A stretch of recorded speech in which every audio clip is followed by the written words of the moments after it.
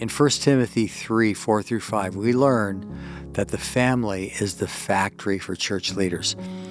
It describes a man who rules his own household well, having his children in submission in all reverence.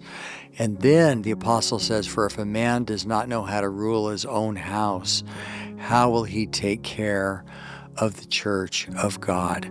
So by these qualifications, it's very clear that the family is the cradle, even the fountain or the factory of church leaders. The family is like a nursery, like a production center that makes a man capable of leading a church. And family life toughens him, it equips him, it humbles him, and it prepares him to lead the church. And this factory for church leaders is described here in 1 Timothy 3, 1 through 7. Now, here are some observations. First of all, this identifies a skill.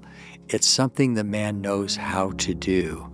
He knows how to manage his household well. The home is a household with male leaders in the same way that the church is. You have the pivotal relationships in a local church. The character of these relationships requires an unusual leader. Here's an example. Think about the one another's that are commanded. There are over 50 statements that indicate how we should be toward one another.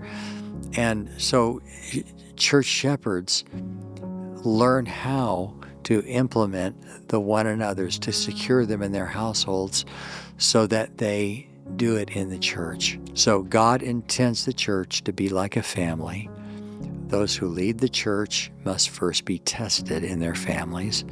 And if a man can lead his family, he's able to lead the church. So if you want to build spiritual leaders as elders, focus on training family shepherds.